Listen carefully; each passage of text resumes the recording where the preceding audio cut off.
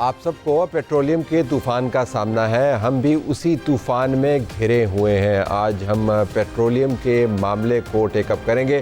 دنیا بھر کے اندر کیا ہو رہا ہے، ہمارے ہمسائے میں کیا ہو رہا ہے، پاکستان کے اندر کیا واقعتاً بین الاقوامی تہلکہ آمیز قسم کی جو تبدیلیاں آ رہی ہیں ان کے اثرات ہیں یا حکومت کا نکمہ پن ہے۔ ہمارے پاس ایک پینل بھی موجود ہے، بھرپور اس کے اوپر گفتگو کریں گے، لیکن اس سے پہلے ہم آپ کو چند ایک ساؤنڈ سنوانا چاہتے ہیں جن سے آپ کو پتہ چلے گا کہ حکومت کی سوچ کیا ہے۔ ساؤنڈ سے بھی پہلے ہم آپ کو بتا دیں کہ اسی پروگرام کے ایک اور حصے میں ہم آپ کو ایک اور مصیبت کی نشاندہی کرتے ہوئے آپ ہمیں دیکھیں گے۔ وہ مصیبت ہے آٹے کی قیمتیں۔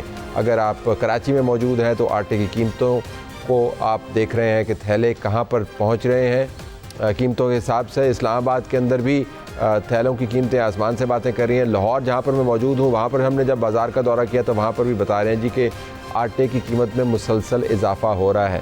یہ تھیلے کے اوپر جو قیمت ہے کیوں تبدیل ہو رہی ہے؟ ہمارے پاس آٹے کو بنانے والے اور پہنچانے والے موجود ہوں گے، ان کے نمائندگان سے پوچھیں گے کہ مسئلہ کہاں پر ہے۔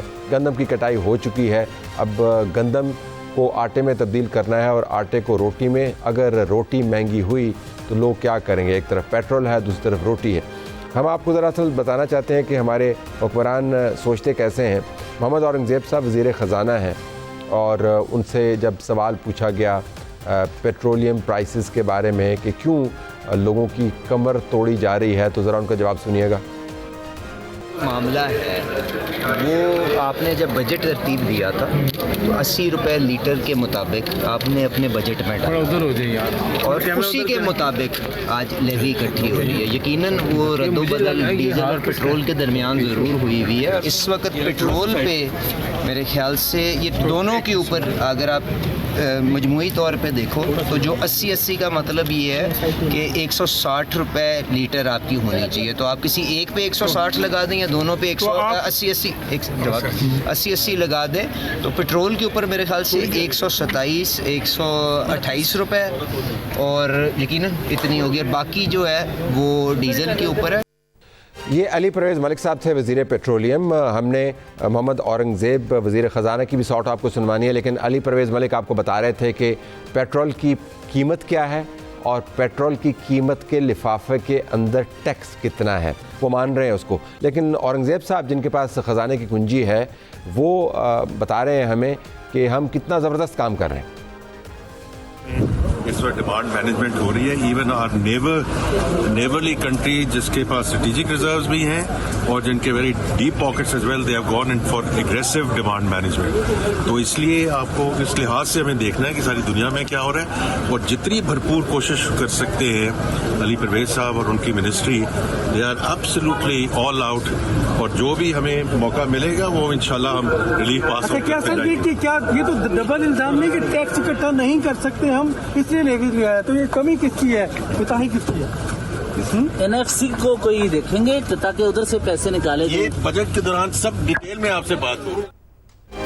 بڑی مہربانی ان کی کہ انہوں نے 1.5 منٹ رک کر انہوں نے سوال کے جواب دے دیے اور کتنا انہوں نے ہم پر احسان کیا یہ بتاتے ہوئے کہ ابھی تو آپ کو پریس کانفرنس کے اندر میں نے اور پیٹرولیم منسٹر نے بتایا ہے تفصیل کے ساتھ کہ معاملات کیا ہیں۔ انہوں نے دنیا کا حوالہ دیا کہ دنیا کے اندر معاملات کیسے چل رہے ہیں، تو ہم آپ کو دنیا کے معاملات دکھا دیتے ہیں۔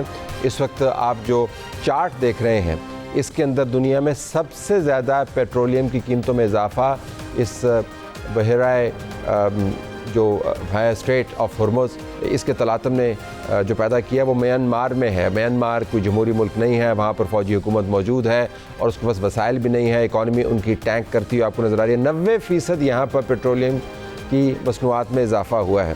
پاکستان آپ کو یہ جان کر حیرانی اور پریشانی ہوگی، دنیا میں اس وقت دوسرا ملک ہے میانمار کے بعد جہاں پر سب سے زیادہ پیٹرولیم کی قیمتوں میں اضافہ ہوا ہے۔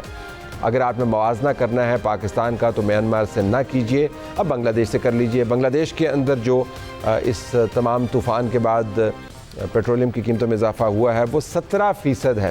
ہندوستان کا اورنگزیب صاحب حوالہ دے رہے تھے تو ہندوستان میں ڈیمانڈ مینجمنٹ تو ہو رہی ہے لیکن پرائس مینجمنٹ بھی ہو رہی ہے، وہاں پر 0% اضافہ ہوا ہے جب سے آبنائے ہرمز کا مسئلہ کھڑا ہوا ہے اور پیٹرولیم کی مصنوعات کی طلب اور رسد کے اندر آپ کو تباہی نظر آتی ہے۔ تو بنگلہ دیش 17%، ہندوستان 0، पाकिस्तान दुनिया में दूसरा बड़ा मुल्क तो हो क्या रहा है। पेट्रोलियम मिनिस्टर साहब का एक और भी बयान हमारे सामने आया है जिसमें उन्होंने ये भी फरमाया है कि जो लेवी है वो हमारे पास नहीं आती पेट्रोलियम की, जिनके पास जाती है उनसे पूछ लें।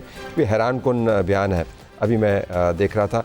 हम आटे की ज़रा बात करते हैं। एक हफ़्ते के दौरान कराची में 20 किलो आटे के थैले की कीमत में 100 रुपये इजाफा हुआ है। कीमत जो है वो 2600 रुपये तक पहुँच गई। लाहौर में आ जाए जहाँ पर मैं मौजूद हूँ, 20 किलो का थैला जो है वो 290 रुपये का अमूमी तौर पर बिक रहा है।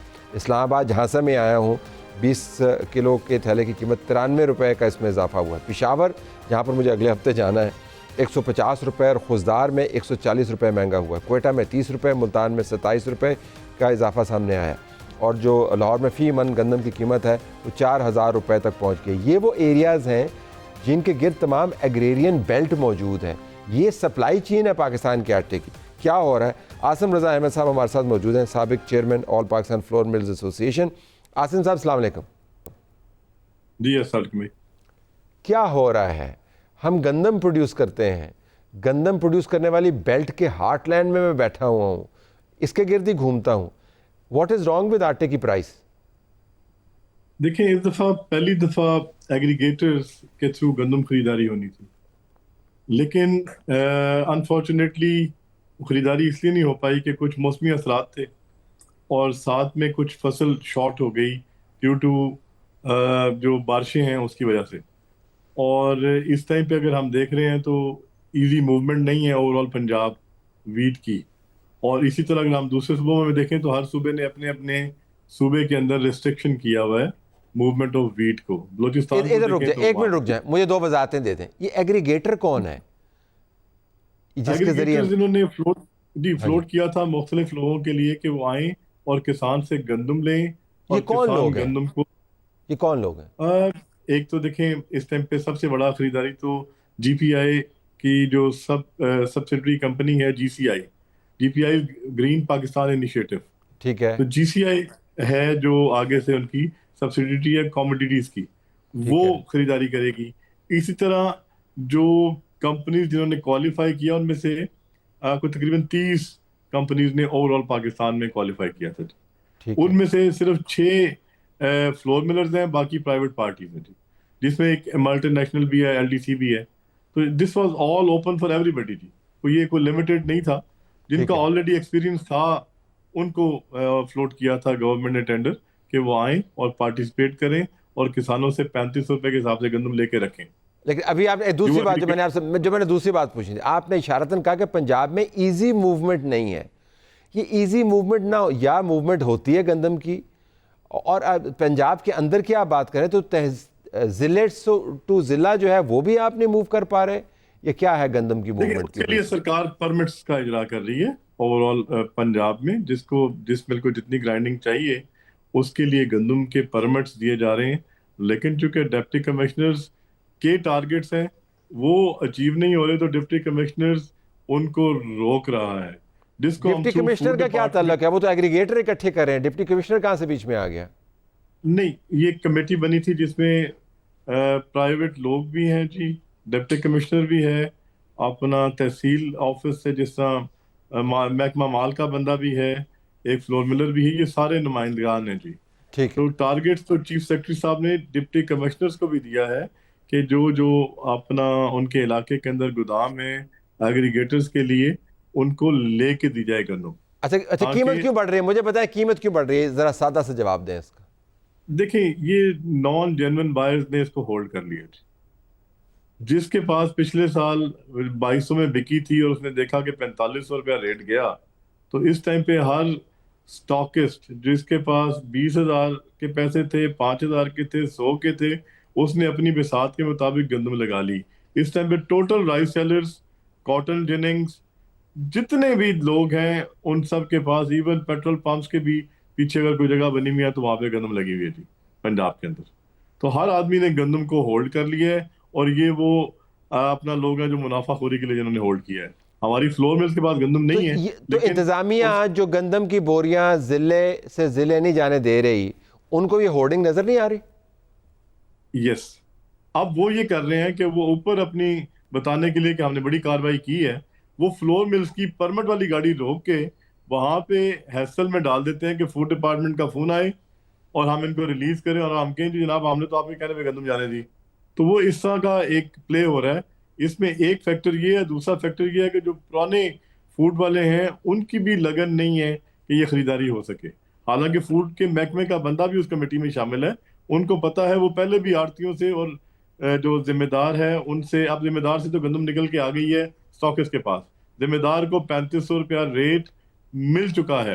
اس سارے سسٹم کو سپروائز کون کرتا ہے عاصم صاحب؟ اس سارے سسٹم کو سپروائز کون کرتا ہے اس ٹائم ڈسٹرکٹ ایڈمنسٹریشن کر رہی ہے جی. اس کے اوپر کون ہے؟ ڈسٹرکٹ ایڈمنسٹریشن کے اوپر کون ہے؟ دیکھیں وہ پھر ہم کہیں گے کہ چونکہ جو چیف سیکرٹری صاحب ہیں ان کی ٹیم ساری, اور اس ٹائم پہ سیکرٹری فوڈ ہماری مانیٹر کر رہی ہیں جی اوور آل. اور ان کو کون مانیٹر کر رہا ہے؟ Chief secretary. اور ان کو کون مانیٹر کر رہا ہے؟ وہ پھر ایک پنجاب کا چونکہ کیبنٹ کا اپروول ہے تو اس کے اندر ڈسکشن تھا. کل بھی کیبنٹ میٹنگ ہے تو میں سمجھتا ہوں کہ کیبنٹ کو کون ہیڈ کرتا ہے؟ C M Punjab. I have to leave it there. آپ کا بہت شکریہ. ہمیں اجازت. اللہ حافظ.